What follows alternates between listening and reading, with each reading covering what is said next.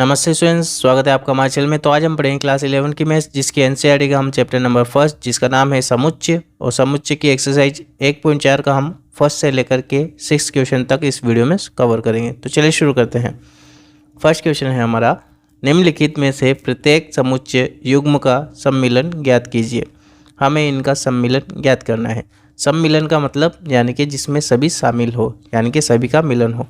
तो हमारा जो x समुच्चय है वो ये दे रखा है और y समुच्चय हमें दे रखा है। हमें इनका क्या ज्ञात करना है? सम्मिलन। तो x सम्मिलन y क्या हो जाएगा? देखना, x और y के जितने भी अवयव है वो सारे इसमें आ जाएंगे। तो देखो कितना है, 1, ठीक है, इसमें भी 1, 2 आ जाएगा, फिर उसके बाद ठीक है, फिर 3 आ जाएगा और फिर क्या बचेगा? 5। यही इसका सम्मिलन हो जाएगा। क्यों? क्योंकि देखो कोई सा भी अवयव दोबारा रिपीट नहीं होता है, इस वजह से हमारा जो सम्मिलन होगा x सम्मिलन y बराबर क्या हो जाएगा? 1, 2, 3, 5 हो जाएगा। ठीक है, इसी तरह से इसके लिए भी करेंगे। a के लिए दे रखा है और b के लिए ले रखा है, तो हम करेंगे a सम्मिलन b। तो क्या करेंगे? देखना, a, फिर उसके बाद देखो b आएगा ना, फिर आएगा c, फिर देखो E, फिर I, फिर O और फिर U, और यही हमारा क्या हो जाएगा? इसका आंसर हो जाएगा। थर्ड वाला है जो थोड़ा कॉम्प्लिकेटेड है, हम इसको इजीली सॉल्व करने की कोशिश करेंगे। A समुच्चय हमें दे रखा है। देखो x एक प्राकृत संख्या है और 3 का गुणज है। x क्या है? एक प्राकृत संख्या है, तो A हम बनाएंगे समुच्चय। प्राकृत संख्या है और 3 का गुणज है, तो 3 का गुणज क्या होगा? 3 हो जाएगा, 6 हो जाएगा, 9 हो जाएगा, ऐसे चलता ही जाएगा क्योंकि प्राकृत संख्या अनंत तक होती है। ठीक है, अब बी वाले के लिए बनाएंगे हम। क्या है? x संख्या 6 से कम एक प्राकृत संख्या है। अब कहाँ तक होना चाहिए? इसको 5 तक होना चाहिए। तो हम लिखेंगे 1, 2, 3, 4, 5। ठीक है, अब a सम्मिलन भी हम करेंगे। ठीक है, a सम्मिलन भी करेंगे, तो देखो क्या क्या आ जाएगा? 1, 2, 3, 4, 5 और फिर क्या आ जाएगा? 6 भी आ जाएगा। ठीक है, और 9 भी आ जाएगा। 6, 9 और कहाँ तक चल जाएगा? अनंत तक चल जाएगा ये। ठीक है, या हम ऐसे भी बोल सकते हैं कि 1, 2, 4, 5 और उसके बाद संख्या 3 का गुणज भी इसमें आ जाएगा। हम लिख सकते हैं कि हमारा क्या आंसर आ जाएगा? 1, 2, 4, 5 तथा या संख्या 3 का गुणज, 3 का गुणज, क्योंकि देखो ये भी आएगा और 3 के गुणज भी आएंगे जो कि अनंत तक जाएंगे, तो हमने लिख दिया, वही लिखा है। ठीक है, इसका फोर्थ पार्ट करेंगे हम। x एक प्राकृत संख्या है और एक छोटा है x से और x छोटा है या बराबर है 6 से। ठीक है, तो हम करेंगे, देखना a के लिए तो देखो क्या हो जाएगा? एक छोटा है x से, एक है जो क्या है? छोटा है x से, और किससे? देखो ये रहा। तो हम क्या करेंगे? यहाँ पर हमारा बन जाएगा एक छोटा है x से। ठीक है, यानी कि x का मान 1 से बड़ा है, तो 1 से बड़ा क्या हो जाएगा? 2, 3, 4, 5 और 6 के बराबर भी है ना, तो 6 तक आ जाएगा ये। ठीक है, ये तो हो गया हमारा a। और हम b बनाएंगे अब, b के लिए समुच्चय b। तो देखो पढ़ेंगे हम, x एक प्राकृत संख्या है और x का मान 6 से तो बड़ा है और 10 से छोटा है। 6 से बड़ा यानी कि 7, ठीक है, 8 और 9। अब 10 से छोटा है तो छोटा तो 9 ही रह जाएगा। तो a सम्मिलन b हम करेंगे, तो a सम्मिलन b क्या हो जाएगा हमारा?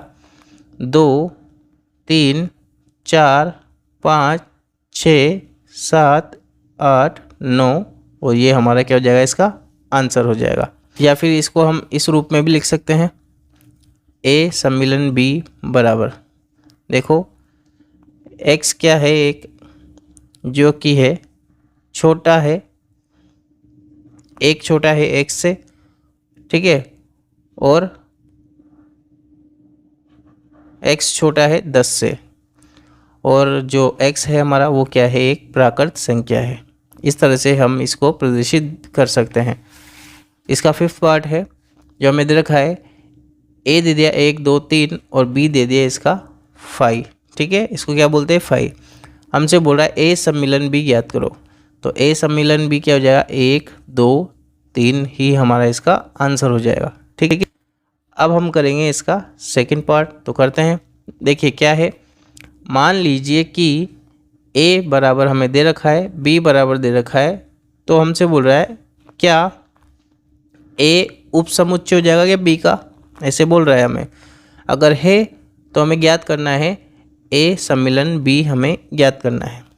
ठीक है, तो देखो उपसमुच्चय है क्या a, जो a के अंदर जो अवयव है वो b में से मिलते जुलते हैं क्या, हाँ है। तो क्या लिखेंगे हम, a उपसमुच्चय होगा b का। ठीक है, यानी कि a is subset of b, English में बोल तो। अब हमें निकालना है इसका a सम्मिलन b, तो क्या हो जाएगा, a सम्मिलन b का आंसर क्या हो जाएगा, a b c ही हो जाएगा, a b c। और a b c ये किसका है, b का है, यानी कि a सम्मिलन b बराबर क्या हो जाएगा, समुच्चय b के बराबर हो जाएगा। 3rd क्वेश्चन करेंगे हम, यदि a और b दो ऐसे समुच्चय है कि a उपसमुच्चय है b का, तो a सम्मिलन b क्या है। तो हम बताएंगे कि अगर ऊपर हमने जैसे करा था कि a क्या है, किसका सबसेट है, यानी कि उपसमुच्चय है b का। ठीक है, तो यहाँ पर देखो हमने क्या करा था, यही करा था, a सम्मिलन b बराबर क्या हो जाएगा, b के बराबर हो जाएगा। तो ये हमारा इसका भी आंसर हो जाएगा। 4th वाला है, यदि a बराबर हमें दे रखा है, b बराबर दे रखा है, c बराबर दे रखा है, d बराबर दे रखा है, हमें क्या करना है, a सम्मिलन b ज्ञात करना है। तो a और b का सम्मिलन यानी कि 1 2 3 4 5 6 हो जाएगा, क्योंकि सारे एक साथ आ जाएंगे ना। तो 1 2 3 4 5 6। ठीक है, अगला हमसे बोल रहा है a सम्मिलन c करना है, तो 1 2 3 4 तो इसके आ गए और 5 6 7 8 इसके आ जाएंगे। ठीक है, तो लिख देंगे 1 2 3 4 5 6 7 8। फिर है b सम्मिलन c, b और c का शामिल कर करके लिखना है। तो देखो क्या है, b में 3 4 5 6 और इसमें 5 6, क्योंकि कोई से भी दो अवयव रिपीट नहीं होते। ठीक है, तो 5 6 तो आ गए, अब क्या बचा 7 8, तो वो लिख देंगे हम 7 8। फिर है b सम्मिलन d, तो b और d में तो देखो 3 4 5 6 यहाँ पर आ गया, तो लिख देंगे 3 4 5 6, और d में क्या है 7 8 9 10, तो लिख देंगे 7 8 9 और ये 10। ठीक है, फिर है इसका 5वां क्या है, a सम्मिलन b, तो a सम्मिलन b कितना है हमारे पास, ये रहा। तो देखो कितना है, 1 से लेकर के 6 तक, तो 1 2 3 4 5 6, और सम्मिलन c का क्या है, देखो 5 6 5 6 7 8, तो दोनों को करके लिखेंगे। अब फाइनल आंसर हमारा क्या आ जाएगा, 1 2 3 4 5 6 7 8, ये हमारा इसका फाइनल आंसर आ जाएगा। ठीक है, फिर इसका 6 पार्ट करते हैं हम। अब a यूनियन b यानी कि a सम्मिलन b का मान कितना है हमारे पास, 1 2 3 4 5 6, और सम्मिलन हमें करना है d से, तो d का मान कितना है हमारे पास, 7 8 9 10। तो क्या हो जाएगा हमारा आंसर इसका, 1 2 3 4 5 6 7 8 9 10, ये हो गया इसका भी आंसर। क्वेश्चन नंबर 5 करेंगे हम। प्रश्न 1 में दिए गए प्रत्येक समुच्चय युग्म का सर्वनिष्ठ समुच्चय ज्ञात कीजिए। अब सर्वनिष्ठ का मतलब क्या होता है, कॉमन, जो दोनों में आए। ठीक है, तो वही करना है हमें x दे दिया है और y दे दिया है समुच्चय। ठीक है, हमें इसमें से सर्वनिष्ठ निकालना है, यानी कि कॉमन निकालना है। तो देखो यहाँ पर 1 आ रहा है, इसमें भी 1 आ रहा है, तो 1 हो जाएगा। 3 आ रहा है इसमें भी 3 आ रहा है तो 3 हो जाएगा। 5 आ रहा है, इधर आ रहा है कि कुछ भी नहीं आ रहा, तो ओनली यही 2 हो जाएंगे इसके। क्या हो जाएगा, इसको बोलेंगे हम सर्वनिष्ठ। ठीक है, किसी भी चीज़ का सर्वनिष्ठ याद करना। अब इसमें हम निकालेंगे AEIOU दे रखा है और इधर दे रखा है ABC, तो दोनों में क्या कॉमन है, A है, तो क्या आ जाएगा इसका आंसर, A आ जाएगा। ठीक है, अगला हम करते हैं, ये है A हमें दे रखा है, क्या है, x एक प्राकृत संख्या है और 3 का गुणज है। तो प्राकृत संख्या है और 3 का गुणज है, तो देखो क्या हो जाएगा, 3, 6, 9, 12 और कहाँ तक चल जाए, अनंत तक। और B क्या है कि संख्या 6 से कम है, x क्या है, संख्या 6 से कम एक प्राकृत संख्या है, तो 6 से कम क्या हो जाए, 1, 2, 3, 4, 5। ठीक है, अब दोनों का हम क्या करना है, सर्वनिष्ठ निकालना है, A इंटरसेक्शन B बोलेंगे हम इसको। तो क्या हो जाएगा, देखना दोनों में से क्या आएगा, एक तो आएगा, 3 आ जाएगा। ठीक है, क्या आ जाएगा, इसमें 3 आ जाएगा, तो इसमें 3 ही आएगा, तो यही इसका क्या हो जाएगा, आंसर हो जाएगा, क्योंकि इसके अलावा और कुछ है ही नहीं, कोई भी नहीं मिल रहा है ना, इसमें कॉमन नहीं आ रहा, तो बस इसका आंसर 3 आ जाएगा। फिर है फोर्थ वाला, x एक प्राकृत संख्या है जो कि x का मान 1 से तो बड़ा है और 6 से छोटा है या बराबर है। 1 से बड़ा है यानी कि 2, 3, 4, 5 और 6 से छोटा या बराबर है, तो बराबर है तो यानी कि 6 तक हो जाएगा, ये A का हो गया है। अब B लिखेंगे हम, क्या है कि 6 से तो बड़ा है और 10 से छोटा है, तो 7, 8, 9 हो जाएगा। ठीक है, अब A सम्मिलन B करेंगे हम। देखो इसमें कुछ मिल रहा है क्या, दोनों में से नहीं मिल रहा है, और नहीं मिल रहा है इसका मतलब क्या हो जाता है, 5। दोनों में कुछ भी कॉमन नहीं आ रहा है, तो क्या हो जाएगा, 5। यहाँ देखो क्या दे रखा है, 1, 2, 3 और B का क्या दे रखा है, 5 दे रखा है। ठीक है, तो ये ध्यान रखना कि किसी भी समुच्चय को 5 से इंटरसेक्शन करते हैं या सर्वनिष्ठ करते हैं, तो उसका आंसर क्या जाएगा, 5 ही होगा। क्या होगा आंसर, 5 ही होगा। अब हम करेंगे क्वेश्चन नंबर 6, करते हैं।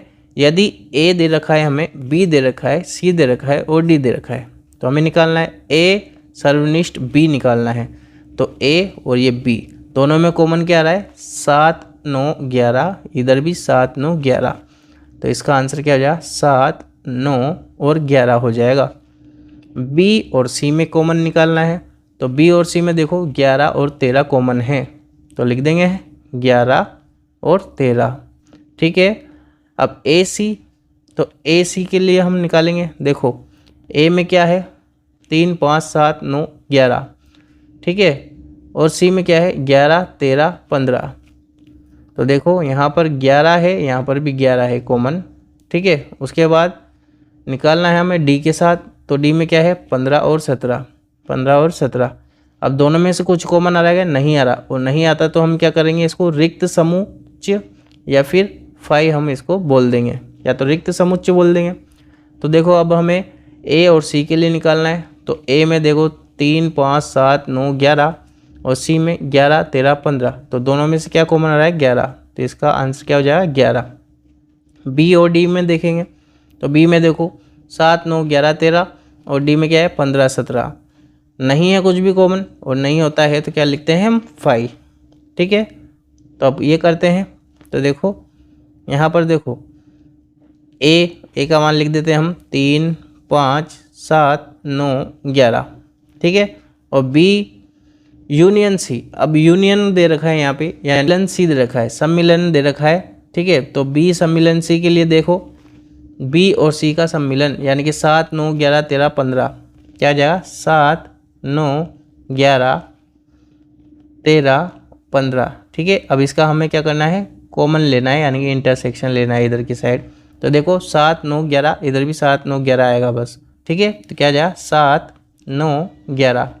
ठीक है, ये LHS के लिए हो गया है। RHS के लिए निकाल लेंगे, तो A इंटरसेक्शन B, यानी कि A सर्वनिष्ठ B हमें दे रखा है। तो देखो यहाँ पर क्या आया था, 7, 9, 11 आया था। ठीक है, ये क्या है, सम्मिलन। ठीक है, सम्मिलन, और A सर्वनिष्ठ C क्या है, 11 है, 11।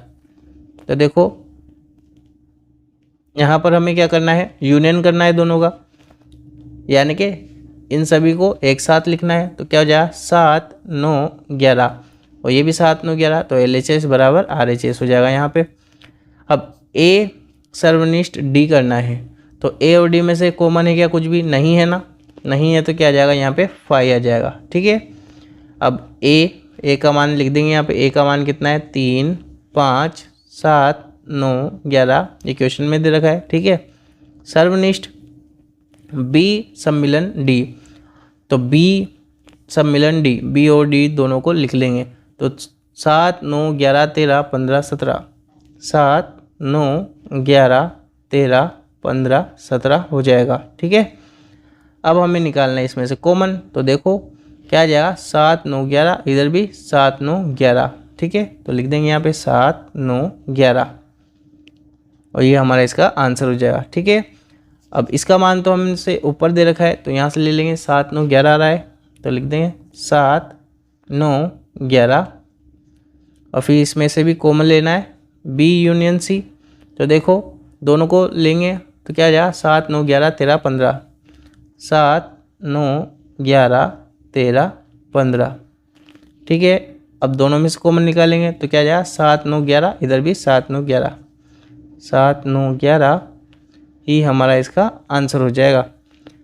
अब इसका लास्ट क्वेश्चन है, तो क्या है A सम्मिलन D, तो A सम्मिलन D हमें करना है A और D का सम्मिलन।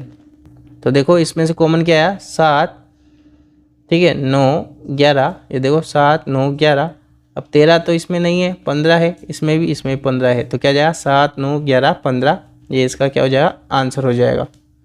सो आई होप आपको वीडियो पसंद आई होगी। अगर पसंद आए वीडियो तो वीडियो को लाइक करना, अगर आप हमारे चैनल पे नए हो तो नीचे लाल कलर का सब्सक्राइब बटन है उसको प्रेस कर देना, उसके जस्ट पास बेल आइकन भी है उसको प्रेस कर देना, ताकि फ्यूचर में जो भी वीडियोस आने वाली है उसके नोटिफिकेशन आपको बराबर मिल सके।